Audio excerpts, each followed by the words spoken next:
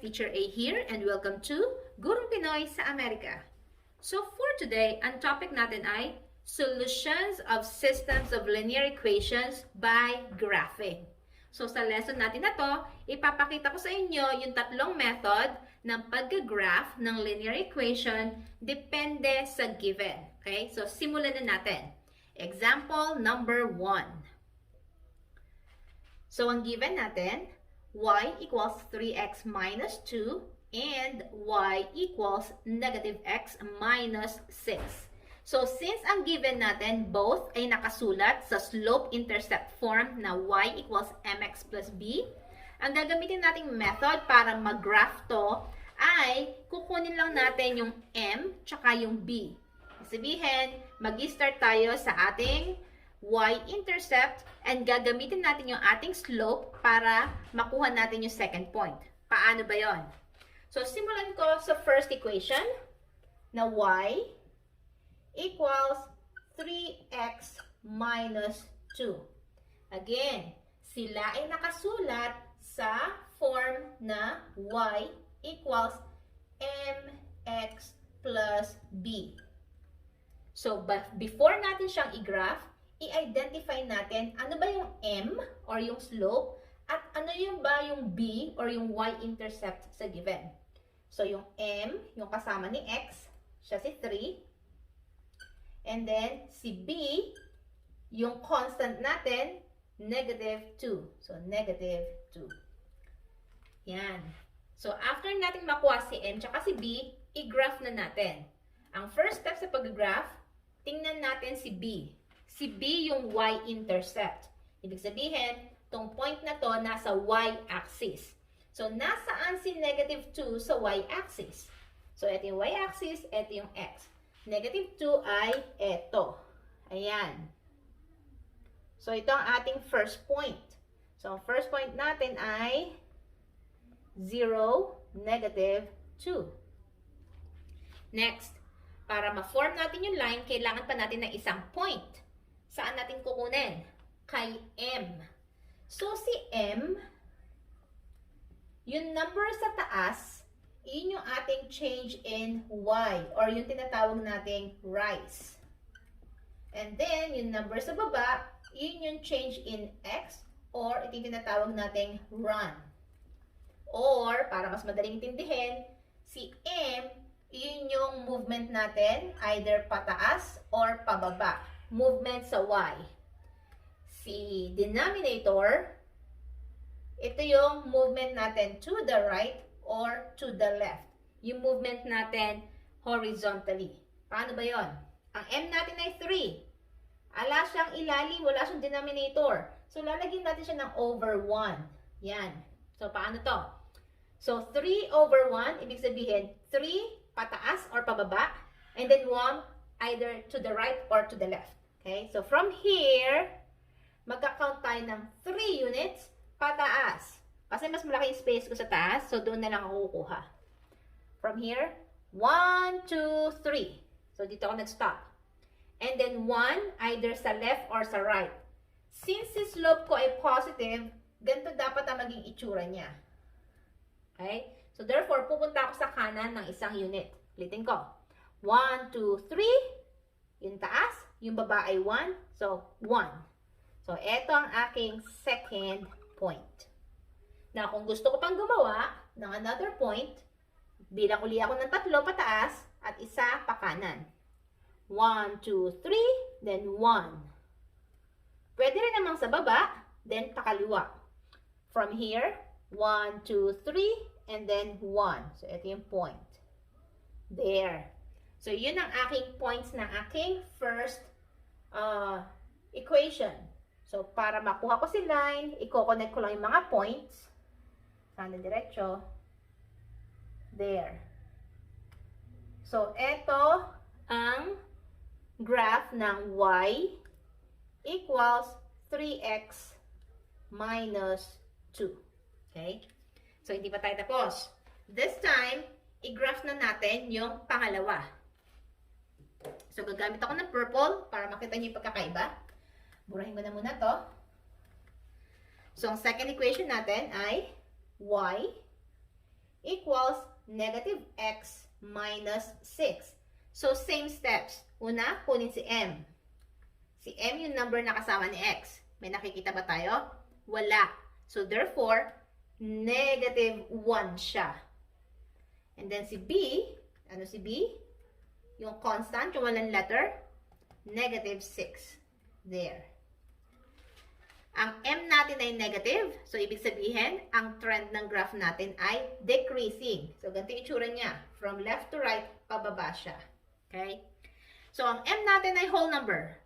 Wala siyang denominator. Therefore, lagyan ulit natin siya ng over 1. So, next step, i-graph na natin. Magsisimula tayo kay b, negative 6. Again, si b, yung number na nasa y-axis. Kasi yun ang intersection ng graph at saka ni y-axis. So, nasaan si negative 6 sa y? Nasa there. Ito siya. So, we have 0, negative 6. Now, paano natin kukunin yung second point natin? Or yung third or yung fourth? Bilang tayo ng isa, taas or baba. And then, isa ulit, pakaliwa or pakanan. Remember, negative siya. Ganito dapat ang ating graph. Pababa. From left to right. So, from here, yung initial point natin, bilang tayo ng isa. 1. And then, isa pa kaliwa. Here. So, ito yung point natin. Ulit.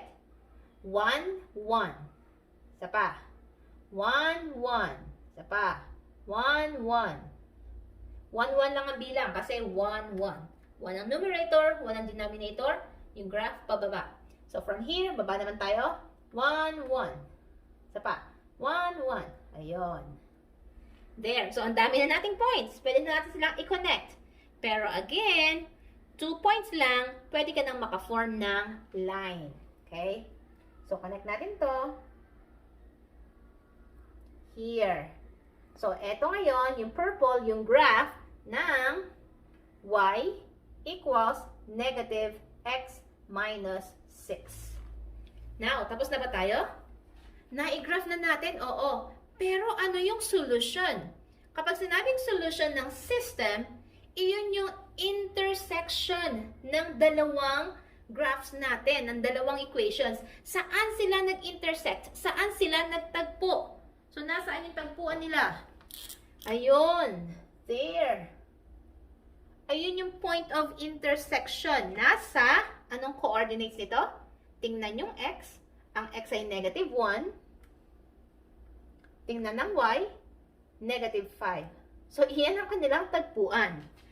Negative 1, negative 5. So, therefore, so, ito yung symbol ng therefore, ang solution ay, so, the solution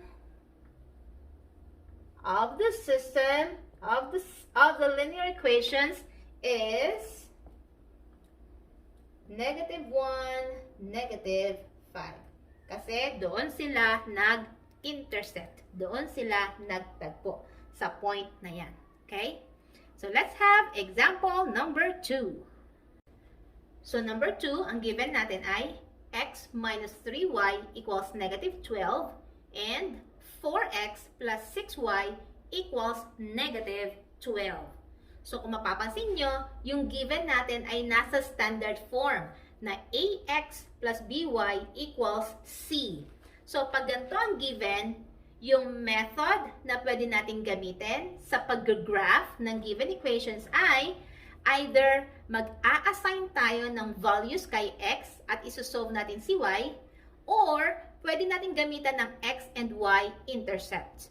Actually, mas madali yung x and y intercepts.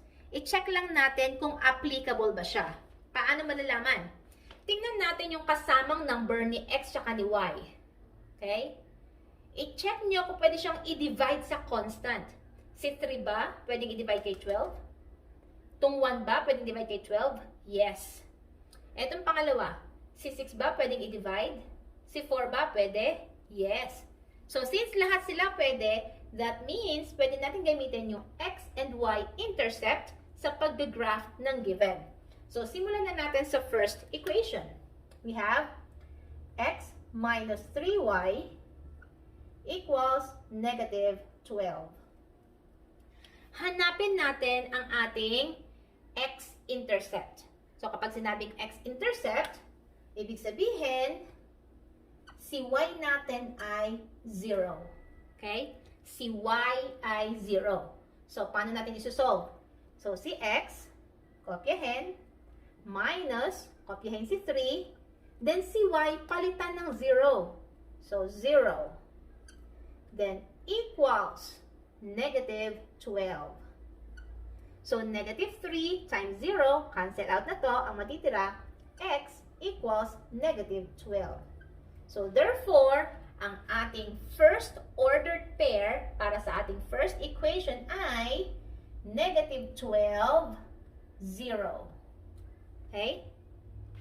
Next, ito namang y-intercept. Dito pa rin tayo sa una. Kapag naman sinabing y-intercept, kapag si x ay 0, ano ang value ni y? So, ulit, x minus 3y equals negative 12. This time, 0 si x, hahanapin natin si y. Okay? So, 0 daw si x. So, palitan ng 0. And then, kopyahin, negative 3y equals negative 12. So, 0 na to. Cancel out na siya.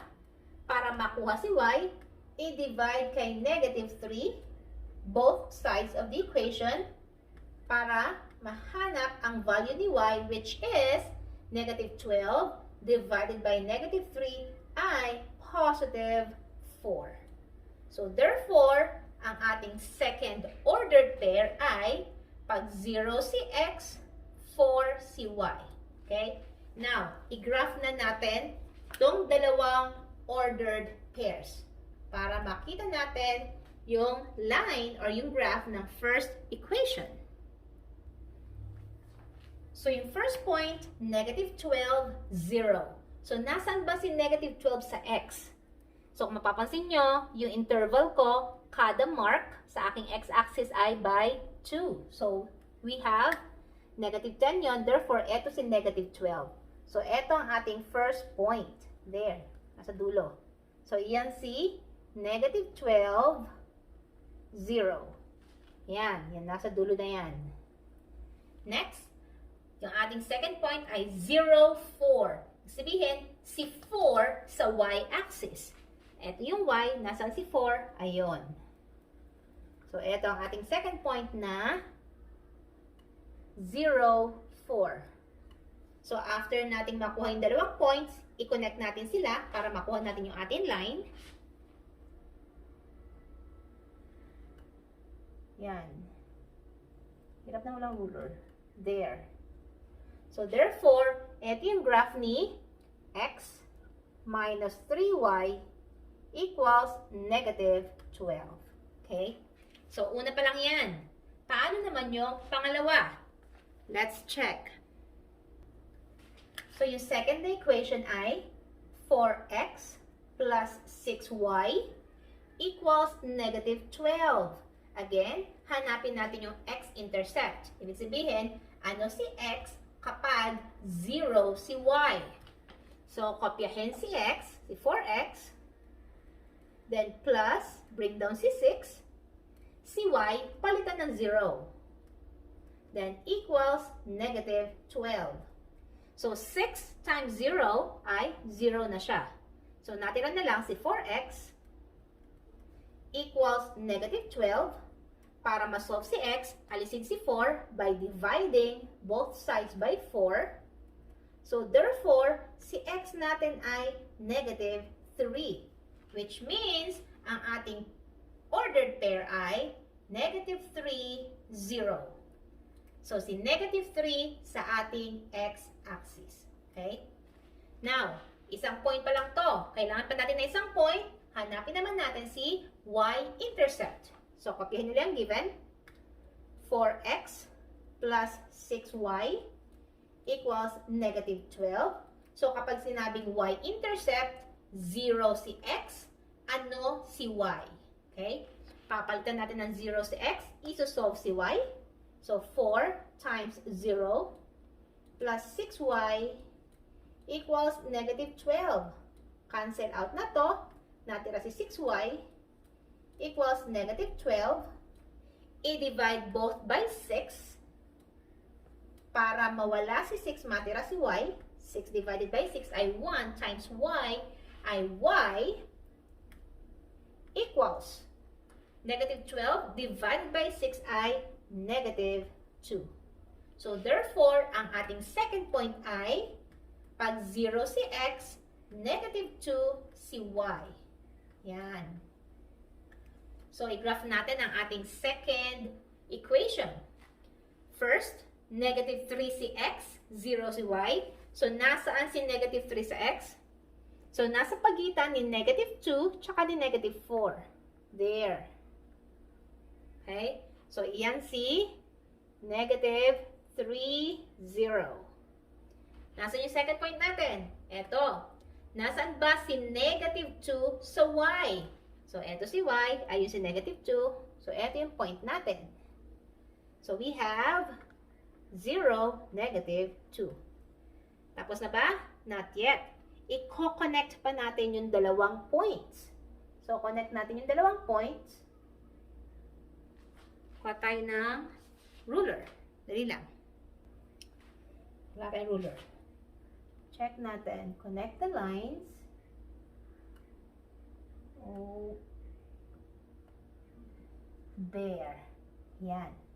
So, eto ang graph ng ating second equation na 4x plus 6y equals negative 12. Yan. Tapos na ba? Not yet. I-check natin yung point of intersection kung saan sila nagtagpo. Kasi, yun yung solution ng ating system. So, nasaan ba? Saan ba sila nagtagpo? There. Ayun yung point. So, eto. Anong point to? Tingnan natin yung ating x value. Nakatapat siya sa negative 6. So, therefore, negative 6 si x. Si y, nakatapat siya kay 2. There. So, therefore, ang solution ng system, lagay ko lang dito. So, therefore, the solution of the system is, we have negative 6, then positive 2. Yan. So, yan ang ating example number 2 using the x and y intercept sa pag-graph. Last example. So, let's have example number 3. 2x minus 3y equals negative 2. And then, 4x plus y equals 24. So, dito sa example number 3, gagamitin naman natin yung isa pa sa mga methods ng pag-graph. Mag-a-assign tayo ng values ng x and isusolve natin si y para makakuha tayo ng isang ordered pair. So, uulitin natin yon para maging dalawa sila, maka-form tayo ng line. Again, kahit na anong number, sa number line, mag-a-assign tayo ng value ni x. So, pwedeng negative, pwedeng positive, and then isusolve natin yung value ni y. So, paano ba yon? Simulan ko sa ating first equation na 2x minus 3y equals negative 2.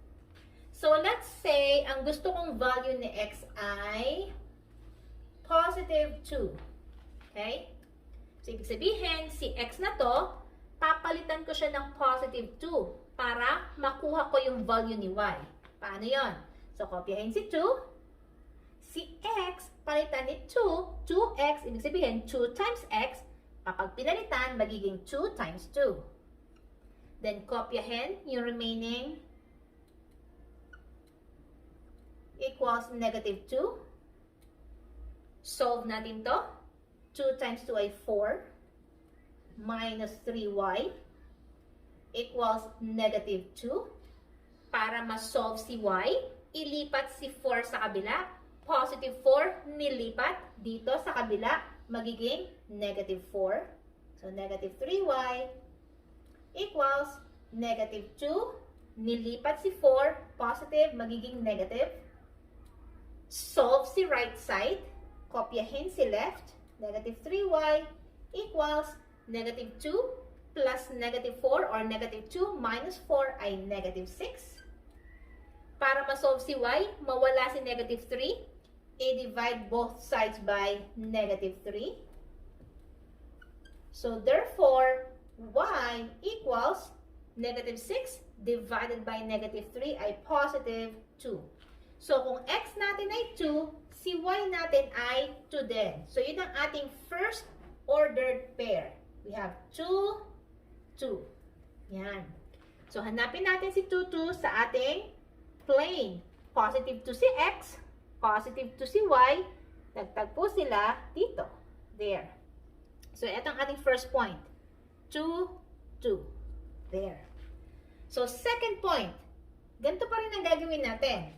Mag-a-assign tayo ng value ni x para makita natin si y. So, halimbawa, ang gusto kong value ay positive 5. So, burahin ko muna to. Since na-solve na natin siya. Second value para sa ating first ay, let's say, positive 5 naman. Uulitin ko ha. Kahit na anong number, pwede nyong i-substitute kay x para ma-solve si y. Any number will do. So, meron tayong 2x minus 3y equals negative 2. Palitan si x ng 5 kasi yun yung inassign kong value niya. So, magiging 2 times 5 minus 3y equals negative 2. I-solve by multiplying 2 times 5 by 10. Kopyahin. Minus 3y equals negative 2. Ilipat si 10 sa kabila. Combine natin yung similar terms. Lahat ng numbers sa kanan. Maiiwan si negative 3y equals, kopyahin si negative 2. Si positive 10, tinranspose natin sa kanan. Positive, nilipat, magiging negative. Solve natin to. Kopyahin muna natin si negative 3y equals negative 2 minus 10 ay negative 12. Now, para ma-solve si y, alisin si negative 3 by dividing both sides by negative 3. So, si negative 3 makakancel out, matitira si y equals negative 12 divided by negative 3. Ang sagot ay positive 4. So, therefore, ang second point natin ay kapag si x ay 5, ang value ni y ay 4. So, nasaan to? Sa ating plane. Kapag daw 5 si x, 4 si y. Ayun. So, ito ang ating second point, which is 5, 4. There. So, since dalawa na yung points natin, pwede na natin siyang i-connect. Pero depende sa inyo kung gusto nyo pa humanap ng pangatlong point, pang-apat, pang-lima, maghahanap lang kayo or mag-a-assign lang kayo ng value kay x. Any number pwede. And then solve nyo si y. Okay? So, connect itong dalawang dots. There. So, therefore, ito ang graph ni 2x minus 3y equals negative 2. There. So, una pa lang yan. I-check naman natin yung graph ng ating second equation na 4x plus y equals 24. So, kopyahin ko lang ulit yung given. 4x plus y equals 24. So, this time, ang gusto kong value ni x ay, let's say, 5. Yan. So, ano si y kung si x ay 5? Solve natin. Substitute the value of x dito. So, magiging 4 times 5 na siya. Plus y equals 24. 4 times 5 by 20. Plus y equals 24. So, pag-combine yung dalawang numbers, so si 20 ililipat sa kabila, kopyahin ko si y, equals 24, ilipat si 20, magiging negative 20. So, therefore, si y ay 24 minus 20 ay 4. So, therefore, kung 5 si x, si y ay si 4. So, ang ordered pair natin, ang first point natin ay 5, 4. So, nasaan si 5, 4? Ayun. 5 si x, 4 si y. Okay? So, ayun na siya. 5, 4. Now, hanap pa tayo ng isang point para makabuo tayo ng line. So, let's say, ang value naman ni x ngayon ay 6. Yan. So, ano naman kaya ang value ni y kung si x ay 6?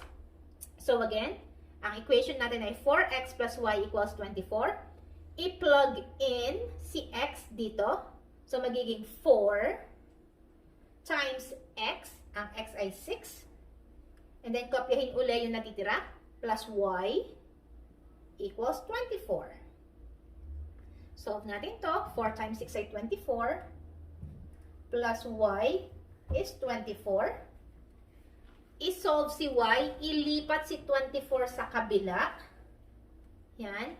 So, matitira si y equals 24, kopyahin. Si positive 24, nag-jump siya sa ating equal sign or in-transpose natin siya sa kanan, magiging negative 24. So, therefore, ang value ni y ay 24 minus 24 ay 0. There. So, therefore, ang second point natin ay 6 ang x, 0 ang y. So, nasaan ang 6 and 0? So, kung mapapansin nyo, 0 ang kapartner, that means nasa line, siya yung ating x-intercept. Ibig sabihin, yung point nasa x-axis. Wala akong nakikita 6. So, yung next number, that is your 6. So, ito siya. Yan. So, ito ang ating 6, 0. Now, meron na tayong dalawang points. Pwede na tayong maka-form ng line by connecting those points. Oops. Yan. Let's just assume that straight yung aking ginawa. There. So, ayan ang ating second line. Now, ano yung solution ng ating given, ng ating system? Ayun, doon sila nagtagpo. Doon sila nag-intersect sa point na to. Ano ba tong point na to? 5, 4. So, 5, 4. Doon sila nagtagpo. 5 ang x, 4 yung y. So, therefore, yung solution ng ating system ay 5, 4. The solution of the system is 5, 4. Yan. So, ganyan ang paghahanap ng solution ng systems ng linear equations by graphing. So, sa example natin, tatlong examples, tatlong different methods. Yung first, pwede nating i-graph using yung slope and y-intercept. Second, sa ating example, pwede natin siyang i-graph sa pamamagitan ng pagkuha or pag-solve ng ating x-intercept and y-intercept. And third, sa ating third example, ang ginamit nating method ay nag-assign tayo ng value ni x para ma-solve sa y and then plinot natin siya sa ating plane. So, kung natuto kayo sa ating lesson, kung nakatulong to sa inyong module, kindly give me a like para i-share to ni YouTube sa iba. And see you on my next video. Paalam!